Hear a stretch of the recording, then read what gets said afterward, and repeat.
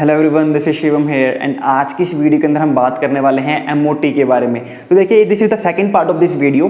First part of MOT के अंदर हमने बात की थी कि मेरे पास आखिरकार एमओ डायग्राम होते क्या हैं। एमओटी थ्योरी मुझे क्या बताती है कि किस तरीके से एटॉमिक ऑर्बिटल आपस में कंबाइन करके एक मॉलिक्यूलर ऑर्बिटल प्रोवाइड करते हैं। क्यों मेरे पास दो एटॉमिक ऑर्बिटल कंबाइन करते हैं तो दो ही मॉलिक्यूलर ऑर्बिटल बनते हैं, चार एटॉमिक ऑर्बिटल कंबाइन करेंगे तो चार ही मॉलिक्यूलर ऑर्बिटल देखने को मिलते हैं। क्यों मेरे पास ये कहा है एमओटी ने कि मेरे पास जो एटॉमिक ऑर्बिटल का जो नेचर होता है वो वेव नेचर होता है, वो जिस तरीके से वेव आपस में इंटरेक्ट करती है उस तरीके से मेरे पास एटॉमिक ऑर्बिटल भी कंबाइन करते हैं। उसके बाद हमने ये देखा था कि मेरे पास जब दो एटॉमिक ऑर्बिटल कंबाइन करते हैं तो मेरे पास दो मॉलिक्यूलर ऑर्बिटल क्यों देखने को मिलते हैं, और इन मॉलिक्यूलर ऑर्बिटल की जो एनर्जी है, एक की एनर्जी ज्यादा और एक की एनर्जी कम देखने को मुझे क्यों मिलती है। और उसके बाद हमने बात की थी कल की वीडियो के अंदर कि मेरे पास चलो मान लिया कि दो मॉलिक्यूलर ऑर्बिटल बन गए दो एटॉमिक ऑर्बिटल से, तो इनकी जो नेमिंग है ये सिग्मा 1s और सिग्मा स्टार 1s वो किस बेसिस के ऊपर दी थी हमने। ठीक है, ये सारी की सारी बातें हमने कर ली हैं और मैंने आपको कहा था कि एमओटी के अंदर मैं आपको वो बातें बताऊंगा जो आपको कोई भी नहीं बताएगा। यहां पे छपवानी है मुझे आपको आपके एमओटी। तो आज की वीडियो के अंदर हमें बात करनी है कि ठीक है, हमारे पास एटॉमिक ऑर्बिटल कंबाइन करके मॉलिक्यूलर ऑर्बिटल बना रहे हैं, लेकिन क्या मेरे पास कोई भी दो एटॉमिक ऑर्बिटल कंबाइन कर जाएंगे? क्या मेरे पास मैं कोई भी एक एटम और दूसरे एटम को इंटरमिक्स करके मॉलिक्यूलर ऑर्बिटल बना सकता हूं? क्या मेरे पास सिमेट्री का कोई रोल रहता है? और एक one of the most important question जो आपके जहन में हमेशा रहता होगा, पता नहीं रहता होगा, अगर आपने समझी होगी एमओटी को तो कंफर्म ये क्वेश्चन आया होगा कि जब हम एमओटी डायग्राम बनाते हैं तो मेरे पास जो O2 है, F2 है, इनका एक अलग टाइप का एमओ डायग्राम देखने को मिलता है, और जब मैं N2 का, C2 का, B2 का डायग्राम बनाता हूं तो एक अलग डायग्राम देखने को मिलता है, इनका एनर्जी लेवल मुझे अलग देखने को मिलता है। तो इसका क्या रीजन है? तो आज की वीडियो के अंदर हम बात करने वाले हैं कि मेरे पास अगर एमओ डायग्राम बनाने हैं, अगर मेरे पास एटॉमिक ऑर्बिटल को इंटरमिक्स होना है, एक मॉलिक्यूलर ऑर्बिटल बनाने हैं, तो उसके लिए क्या कंडीशन देखने को मिलने वाली है हमें। और इसके अलावा हम बात करने वाले हैं कि मेरे पास एमओ डायग्राम डिफरेंट मॉलिक्यूल का क्यों डिफरेंट देखने को मिलता है। तो चलिए स्टार्ट करते हैं। तो सबसे पहला क्वेश्चन मेरे पास जो अराइज होता है, condition for making ammo diagram, यानी कि मेरे पास अगर एटॉमिक ऑर्बिटल को इंटरमिक्स करके, एटॉमिक ऑर्बिटल को कंबाइन करके मॉलिक्यूलर ऑर्बिटल बनाने हैं तो उसके लिए क्या कंडीशन है, क्या मेरे पास। स्टार्ट करते हैं, हमारे पास जो क्वेश्चन हमारे जहन में है अब एमओटी को लेके उनको करना। ठीक है, तो सबसे पहला मेरे पास क्वेश्चन क्या अराइज होता है? सबसे पहला मेरे पास क्वेश्चन अराइज होता है कि क्या मेरे पास कोई भी दो एलिमेंट कंबाइन करके, कोई भी दो एलिमेंट के जो एटॉमिक ऑर्बिटल है वो कंबाइन करके मॉलिक्यूलर ऑर्बिटल बना लेंगे? तो इसका आंसर है नहीं। एमओटी का मोस्ट इंपॉर्टेंट पोस्टुलेट ये रहता है कि मेरे पास अगर दो एटॉमिक ऑर्बिटल को कंबाइन करके मॉलिक्यूलर ऑर्बिटल बनाना है तो उन एटॉमिक ऑर्बिटल की जो एनर्जी गैप है वो कंपेरेबल होनी चाहिए, या तो इक्वल होनी चाहिए या कंपेरेबल होना चाहिए। यानी कि मैं क्या कह सकता हूं कि मेरे पास कोई भी दो एटॉमिक ऑर्बिटल कंबाइन करके, कोई भी दो एटॉमिक ऑर्बिटल जो है वो कंबाइन करके मॉलिक्यूलर ऑर्बिटल नहीं बना सकते हैं। कोई भी दो एटॉमिक ऑर्बिटल कंबाइन करके मॉलिक्यूलर ऑर्बिटल नहीं बना सकते हैं। उनको अगर कंबाइन करना है और मॉलिक्यूलर ऑर्बिटल बनाना है तो उनकी एनर्जी क्या होनी चाहिए? कंपेरेबल होनी चाहिए। एग्जांपल के तौर पे मान लीजिए मेरे पास एक मॉलिक्यूल है HF, मुझे कहा गया है कि इसका मॉलिक्यूलर ऑर्बिटल डायग्राम बना के मुझे दिखाओ। तो देखिए, मैंने आपको कहा कि अगर मेरे पास एटॉमिक ऑर्बिटल को कंबाइन करना है तो उनकी एनर्जी कैसी होनी चाहिए? उनकी एनर्जी जो है वो लगभग कंपेरेबल होनी चाहिए, या तो इक्वल हो या कंपेरेबल हो। होता क्या है, मेरे पास जितनी ज्यादा इलेक्ट्रोनेगेटिविटी होती है ना, जितनी ज्यादा मेरे पास इलेक्ट्रोनेगेटिविटी देखने को मिलती है एलिमेंट की, उतनी ही कम एनर्जी देखने को मिलती है उसके ऑर्बिटल्स की। ठीक है, मेरे पास इलेक्ट्रोनेगेटिविटी जो है वो ऑर्बिटल की एनर्जी के इनवर्सली प्रोपोर्शनल होती है, यानी कि जितनी ज्यादा इलेक्ट्रोनेगेटिविटी मेरे पास एलिमेंट की उतनी ही कम ऑर्बिटल की एनर्जी और उतना ही ज्यादा वो स्टेबलाइज देखने को मिलेगा। तो ऑब्वियस ही बात है, अगर मैं बात करूं हाइड्रोजन की एंड फ्लोरीन की, तो ज्यादा इलेक्ट्रोनेगेटिव कौन है? फ्लोरीन है। हाइड्रोजन में कौन सा एटॉमिक ऑर्बिटल कंबाइन करेगा? मेरे पास 1s, क्योंकि इसके पास खाली 1s अवेलेबल है। और मेरे पास फ्लोरीन में कौन सा एटॉमिक ऑर्बिटल कंबाइन करेगा? 2p, क्योंकि मेरे पास फ्लोरीन के पास 2p ही अवेलेबल है जहां पे इलेक्ट्रॉन की कमी है। ठीक है, तो वैलेंस शेल ही तो कंबाइन करते हैं ना हमारे पास।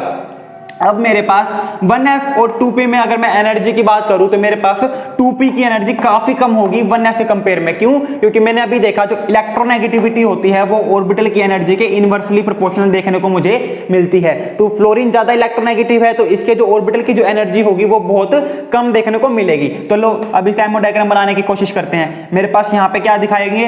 हाइड्रोजन। यहाँ पे मेरे पास क्या दिखाएंगे? फ्लोरीन। अब हाइड्रोजन के पास क्या अवेलेबल है? हाइड्रोजन के पास 1s अवेलेबल है, जबकि फ्लोरीन के पास क्या अवेलेबल है? मेरे पास 2p अवेलेबल है। और मैंने आपको बताया था कि ये जो लाइन है मेरे पास वर्टिकल लाइन है, ये क्या दिखाती है मुझे?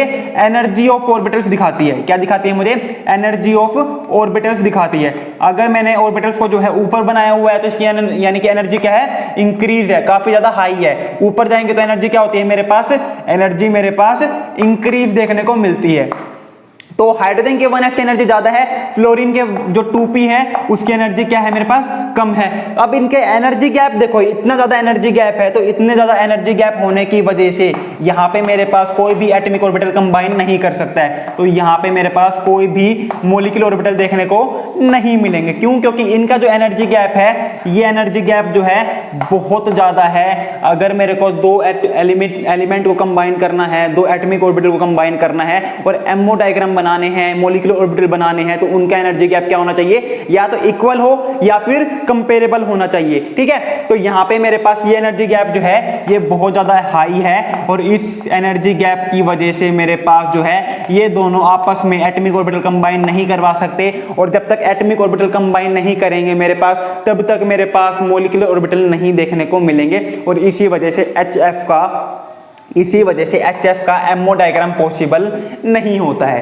पहली चीज आपको सबको समझ में आ गई कि अगर मुझे एमओ मॉलिक्यूलर ऑर्बिटल बनाने हैं, एमओ डायग्राम बनाने हैं, तो उसके लिए पहली कंडीशन क्या है मेरे पास? कि एटॉमिक ऑर्बिटल्स की जो एनर्जी है वो क्या होनी चाहिए? कंपेरेबल होनी चाहिए। राइट। अब बात करते हैं दूसरी हमारी चीज की। सेकंड मेरे पास जो कंडीशन है वो ये है कि मेरे पास सिर्फ और सिर्फ वही एटॉमिक ऑर्बिटल कंबाइन करते हैं, सिर्फ और सिर्फ वही एटॉमिक ऑर्बिटल कंबाइन करते हैं जिनकी सेम सिमेट्री होती है, हैविंग सेम सिमेट्री, जिनकी सेम सिमेट्री देखने को मिलती है। अब मेरे पास देखिए होता क्या है, मेरे पास जब भी मैं एटॉमिक ऑर्बिटल कंबाइन करता हूं ना, तो मेरे पास जो जेड एक्सिस होती है, जो मेरे पास जेड एक्सिस होती है, इसको मैं क्या मानता हूं? इंटरन्यूक्लियर एक्सिस मानता हूं। इसको मैं इंटरन्यूक्लियर एक्सिस मानता हूं। इंटरन्यूक्लियर एक्सिस का मतलब क्या है? इंटरन्यूक्लियर एक्सिस वो एक्सिस होती है जिसके कॉरस्पॉन्ड में मेरे पास एटॉमिक ऑर्बिटल पास पास आते हैं और कंबाइन करते हैं। ठीक है, अब मुझे पता है मेरे पास क्या है, मेरे पास x है, y है और z है मेरे पास। तो z को मैंने इंटरन्यूक्लियर एक्सिस मान लिया, यानी कि मेरे पास z डायरेक्शन के अलोंग हमेशा दो एटॉमिक ऑर्बिटल आके कंबाइन करेंगे, ना कि x और y के अलोंग में। तो मैंने क्या कहा, z मेरे पास इंटरन्यूक्लियर एक्सिस है। तो z अगर मेरे पास इंटरन्यूक्लियर एक्सिस है, मान लो मुझे जो है कंबाइन करना है s को और p को, तो मेरे पास मैंने क्या कहा, p के पास मेरे पास क्या क्या अवेलेबल होंगे, px भी होगा, py भी होगा और pz भी अवेलेबल है मेरे पास। लेकिन s ऑर्बिटल तो सिर्फ और सिर्फ इनमें से किसी एक के साथ कंबाइन कर सकते हैं ना, s ऑर्बिटल तो इनमें से सिर्फ और सिर्फ किसी एक के साथ कंबाइन कर सकता है। तो वो किसके साथ कंबाइन करेगा, x के साथ करेगा, y के साथ करेगा या z के साथ करेगा? तो हमारे पास क्या आंसर आता है कि s जो है मेरे पास z के साथ कंबाइन करता है। Reason behind this is, reason यहां पे मेरे पास ये है कि मैंने क्या कहा, मेरे पास जो z एक्सिस होती है वो क्या होती है, इंटरन्यूक्लियर एक्सिस होती है, यानी कि z डायरेक्शन के अलोंग मेरे पास जब ये मेरे पास जो ऑर्बिटल्स है वो आएंगे और z डायरेक्शन के अलोंग जब मेरे पास ऑर्बिटल आ रहे हैं तो s को कौन सा ऑर्बिटल देखने को मिलेगा, pz ही तो देखने को मिलेगा ना, क्योंकि pz ऑर्बिटल कहां पे लाई कर रहा है, z एक्सिस पे लाई कर रहा है। तो जब मेरे पास एटॉमिक ऑर्बिटल जो है z एक्सिस के अलोंग ही आ रहे हैं तो सबसे पहले मेरे पास s ऑर्बिटल किसके साथ टकराएगा, pz के साथ टकराएगा। और अगर मेरे पास s ऑर्बिटल जो है pz के साथ टकराएगा तो मुझे वहां पे क्या देखने को मिलेगा, मुझे वहां पे जो है सिग्मा बॉन्ड देखने को मिलेगा, क्योंकि मेरे पास s ऑर्बिटल की टेंडेंसी है सिग्मा बॉन्ड बनाने की, वो पाई बॉन्ड नहीं बना सकता है। ठीक है, तो यहां पे मेरे पास जो है s ऑर्बिटल ने जो है इसके साथ कंबाइन किया मेरे पास और क्या बना लिया, सिग्मा बॉन्ड बना लिया। ठीक है, उसी तरीके से मेरे पास मान लो 2p और 2p की ओवरलैपिंग करवानी है मुझे, 2p एक का 2p है और दूसरे का 2p है, तो यहां पे मेरे पास क्या अवेलेबल है, px है, py है और pz है। यहां पे भी मेरे पास क्या है, px py और pz देखने को मिलते हैं। तो मेरे पास यहां पर भी क्या होगा कि जो pz है वो इस pz के साथ सबसे पहले कंबाइन करेगा, ना कि कोई और, क्योंकि pz और pz कंबाइन इसलिए करेंगे क्योंकि मेरे पास जो इंटरन्यूक्लियर एक्सिस है वो क्या है, z एक्सिस है। आप अगर कहो कि सर मेरे को जो है इंटरन्यूक्लियर एक्सिस x माननी है, तो वो आपकी मर्जी है। अगर आप x मान के चलोगे, अगर आपने इंटरन्यूक्लियर एक्सिस x मान ली, तो मेरे पास किसके साथ कंबाइन करेगा s ऑर्बिटल, px के साथ कंबाइन करेगा। उसके बाद फिर ये pz के साथ कंबाइन नहीं करेगा। और आपका जो एग्जामिनर है वो आपके साथ इन चीजों के साथ जरूर खेलेगा। वो आपको मेंशन कर सकता है कि मैंने जो है px को मानी है इंटरन्यूक्लियर एक्सिस, या फिर py को मानी है, या फिर pz को मानी है। तो आपको इस चीज का ध्यान रखना है कि आपकी इंटरन्यूक्लियर एक्सिस क्या है। समझ में आ गई? चलो मानते हैं मेरे पास मुझे एक एमओ डायग्राम बनाना है। मेरे पास दो, मान लीजिए मेरे पास जो है दो एलिमेंट है। मान लीजिए मैंने O2 का एग्जांपल ले लिया। मान लीजिए मैंने O2 का एग्जांपल ले लिया, तो O2 के पास 1s है, 2s है एंड 2p ऑर्बिटल प्रेजेंट है। इनकी इलेक्ट्रॉन फिलिंग तो हम बाद में देखेंगे, पहले आपको ये तो समझ में आ जाए कि एमओ डायग्राम अच्छे से बन कैसे रहे हैं। तो मेरे पास होगा क्या, मेरे पास O2 है, यहाँ पे ऑक्सीजन है, यहाँ पे ऑक्सीजन है। अब मुझे पता है कि यहाँ पे मेरे पास ये 1s जो है दूसरे ऑक्सीजन के 1s के साथ कंबाइन करेगा, ये 2s दूसरे ऑक्सीजन के 2s के साथ कंबाइन करेगा, और ये 2p जो है दूसरे ऑक्सीजन के 2p के साथ कंबाइन करेगा। ये बात सबको समझ में आ रही है? बिल्कुल आ रही है, कोई दिक्कत नहीं है।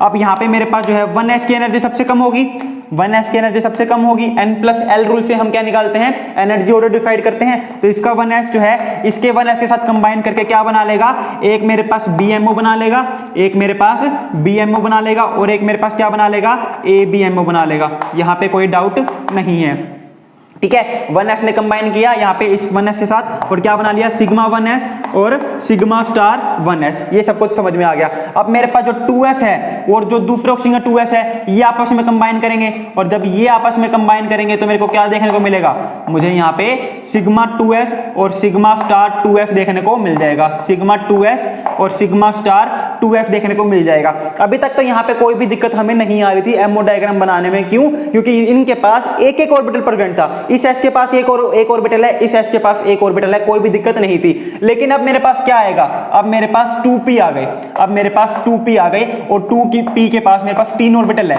एक कौन सा, px, एक कौन सा, py, और एक कौन सा, pz। उसी तरीके से इस 2p के पास भी क्या है, मेरे पास 3 ऑर्बिटल है, एक px, एक py और एक pz। अब मेरे पास कौन सा ऑर्बिटल कंबाइन करेगा, ये मुझे कैसे पता चलेगा। यहाँ पे मेरे पास 3 ऑर्बिटल हैं, इन तीनों में से सबसे पहले तो एक ही कंबाइन करेगा ना। यूं थोड़ी ना कि तीनों के तीनों एकदम आ गए, लग गए, क्योंकि तीनों ऑर्बिटल क्या है, मेरे पास परपेंडिकुलर है। तीनों ऑर्बिटल मेरे पास क्या है, परपेंडिकुलर है। एक मेरे पास ये है, एक मेरे पास ये है, और एक मेरे पास ये ऑर्बिटल देखने को मिल जाएगा। तीनों ऑर्बिटल मेरे पास परपेंडिकुलर है, तीनों एक साथ कंबाइन नहीं कर सकते हैं। तो मुझे कैसे पता चलेगा कौन सा ऑर्बिटल पहले कंबाइन करेगा।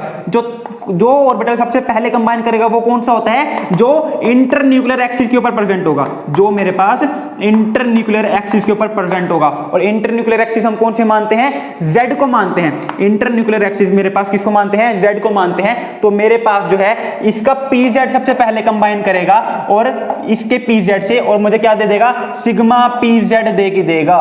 ठीक है, सिग्मा बॉन्ड क्यों बना, क्योंकि मेरे पास ये जो है हेड टू हेड ओवरलैप कर रहे हैं। यहाँ पे मेरे पास दो ऑर्बिटल जो है वो एक एक्सिस के अलोंग आ रहे हैं, तो एक एक्सिस के अलोंग आएंगे तो हेड टू हेड ओवरलैपिंग होगी, और हेड टू हेड ओवरलैपिंग से मेरे पास क्या देखने को मिलता है, सिग्मा ऑर्बिटल देखने को मिलता है ना। तो अगर मेरे पास सिग्मा pz बन रहा है बॉन्डिंग में, तो एक मेरे को क्या देखने को मिलेगा, सिग्मा pz देखने को मिलेगा एंटी बॉन्डिंग में, sigma star pz anti bonding में भी देखने को मिलेगा। इतना सबको क्लियर हो गया?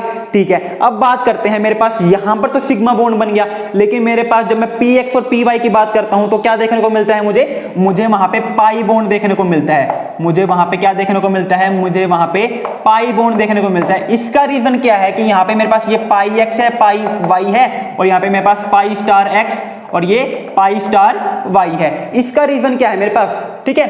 तो इसको हम, ठीक है, इसका रीजन क्या होता है मेरे पास, देखो सिंपल सी बात है, मैंने आपको बताया कि मेरे पास जो ऑर्बिटल होते हैं, p ऑर्बिटल जो होते हैं वो कैसे होते हैं, आपस में परपेंडिकुलर होते हैं। अब मेरे पास जो है इंटरन्यूक्लियर एक्सिस मैंने z मान ली, अब z के अलोंग मेरे पास जो है ऑर्बिटल आके कंबाइन करके हेड टू हेड ओवरलैपिंग हो गई, और ये दे देगा मुझे सिग्मा बॉन्ड, ये मेरे को दे देगा सिग्मा बॉन्ड, जो कि मेरे पास लो एनर्जी के होते हैं, क्योंकि सिग्मा बॉन्ड की एनर्जी कम होती है as compare to pi bond. ये बात याद रखना, इस वजह से मेरे पास सिग्मा ऑर्बिटल जो है वो नीचे बना है, सिग्मा मॉलिक्यूलर ऑर्बिटल जो है मेरे पास वो नीचे बना है और पाई वाले ऊपर बने हैं। क्यों? क्योंकि सिग्मा वालों की एनर्जी कम होती है एज कंपेयर टू पाई।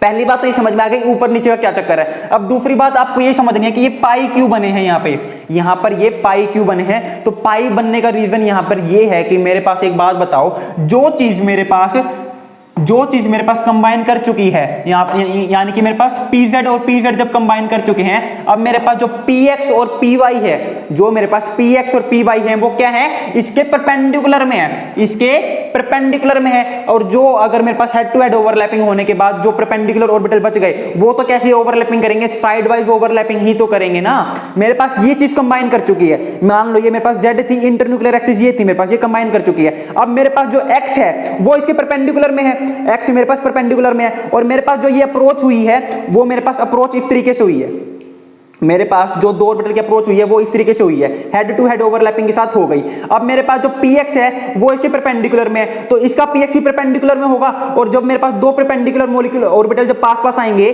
तो वो कैसे कंबाइन करेंगे, वो अब मेरे पास साइड वाइज ओवरलैपिंग ही तो करेंगे ना। मेरे पास z तो ये है, मेरे पास इसका px और इसका px, अब ये जब पास पास आएंगे तो ये कैसे ओवरलैपिंग कर रहे हैं, ये मेरे पास साइड वाइज ओवरलैपिंग कर रहे हैं, और साइड वाइज ओवरलैपिंग करने की वजह से ही मेरे पास यहाँ पे जो ऑर्बिटल बनते हैं x और y के, मेरे पास वो कैसे बनते हैं, पाई बनते हैं।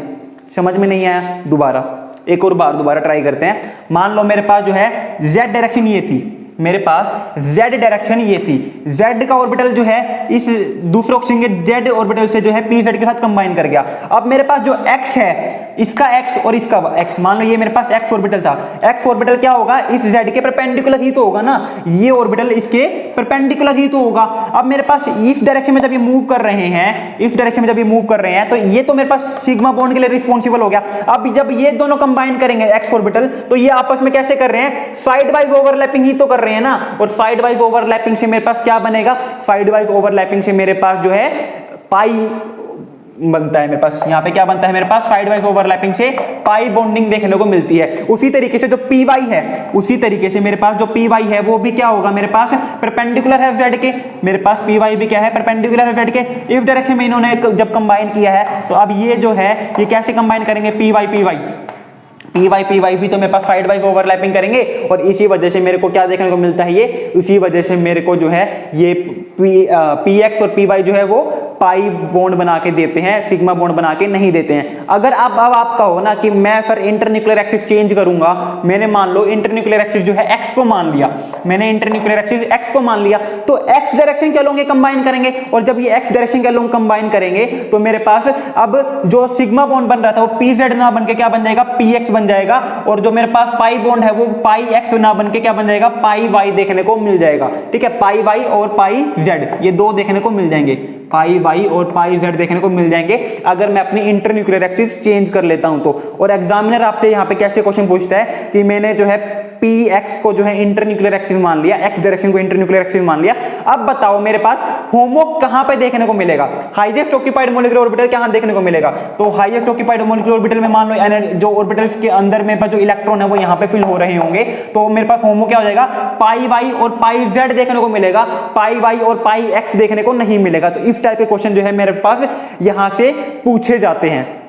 तो ये था एक टॉपिक जहां पे हमने बात की है कि मेरे पास जो ऑक्सीजन है या फिर जहां पे मेरे पास 14 इलेक्ट्रॉन से ज्यादा इलेक्ट्रॉन्स देखने को मिलते हैं, वहां पे मेरे पास इस तरीके का एमओ डायग्राम देखने को क्यों मिलता है कि सिग्मा मेरे पास जो है वो नीचे और पाई वाले मेरे पास ऊपर। कल की वीडियो के अंदर हम बात करने वाले हैं जो मेरे पास 14 इलेक्ट्रॉन स्पीसीज है या फिर उससे कम इलेक्ट्रॉन स्पीसीज जो होती हैं उनके अंदर हमें जो है ये एमओ डायग्राम देखने को क्यों नहीं मिलता, यहाँ पे मेरे को चेंज देखने को क्यों मिलता है। ठीक है, कोई भी डाउट हो, अगर आपको अभी भी डाउट रहता हो तो मुझे कमेंट सेक्शन में कमेंट कर देना। मेरे को इंस्टाग्राम पे मैसेज ड्रॉप आउट कर सकते हो या फिर टेलीग्राम चैनल के ऊपर मेरे को जो है मैसेज ड्रॉप आउट कर सकते हो। So thank you very much, have a good day.